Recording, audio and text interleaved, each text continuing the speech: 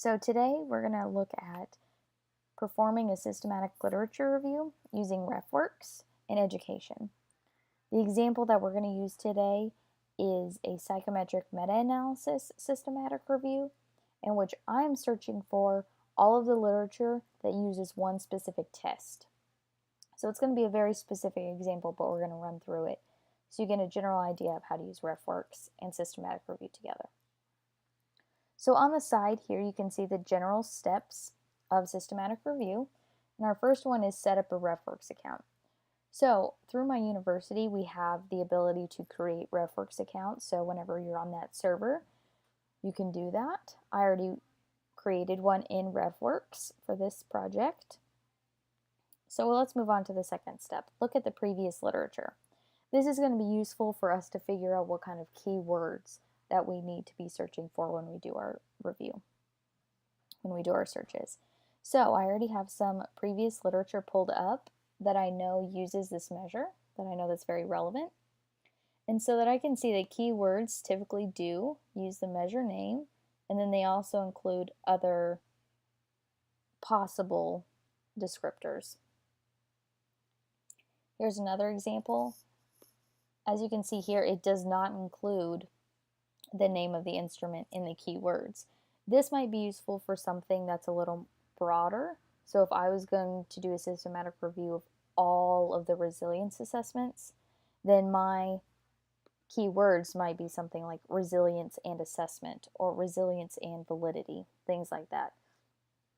However, since I only want this specific test, I'm going to make sure that these two, the name of the measure and the abbreviation, are the ones that we use today.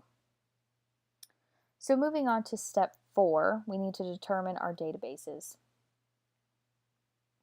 Here we have EBSCO, which is a very common academic scholarly search tool. And if you click to the right, it says choose databases. This is going to be helpful when you're talking about a subject like resilience that can be found not only in education, but in psychology and medicine. So what we want to do is we want to make sure that we are casting a wide net, so to speak. So I've checked that. I've also checked other databases that might be relevant for us. And I've clicked OK. This will be completely field dependent, but you do want to remember which ones you checked because that should be in the method section of your systematic review paper. Another important concept for systematic review is we want to make sure that we get literature that's not just published in academic journals, because we want to make sure that we get everything that's out there. And so something else that I'm going to be looking at for mine is the team that developed the instrument. This team is an independent research team. Many of them have published in academic journals. However, we want to make sure that we get everything even if it hasn't been published. So I'm going to the developer website.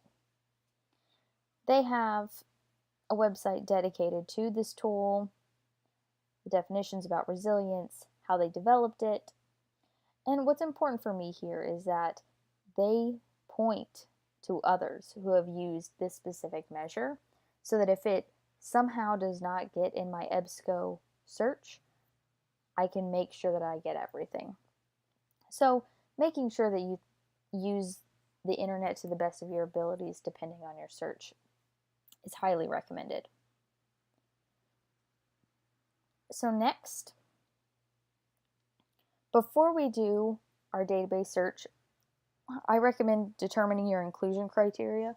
What is going to be in your systematic review and what's not going to be in your systematic review.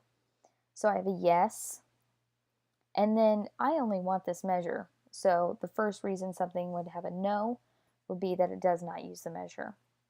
However, other common ones would be outside of the timeline. Some use the past 10 years, some use a specific window of time. For this, that's not necessary, but you want to make sure that your inclusion criteria is clear. That way, if anyone was to replicate it, they would come up with the same number of articles as you did. So that's very important.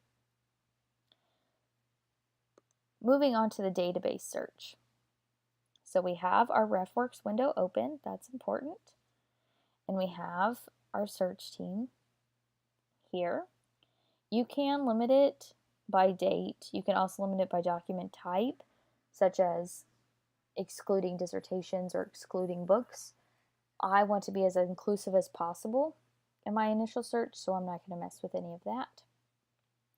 And I'm going to click search. So I have 121 results right now, which is pretty good, but I don't want to deal with them right now. I don't want to go through and search. I want to take them to RefWorks so that my team can collaborate them through there. So as you can see, starting date is 2004. You can also limit it by any of these. I don't want to do that yet, but you are welcome to do so. You might want to limit it by language, for example. That is in a language that I don't understand.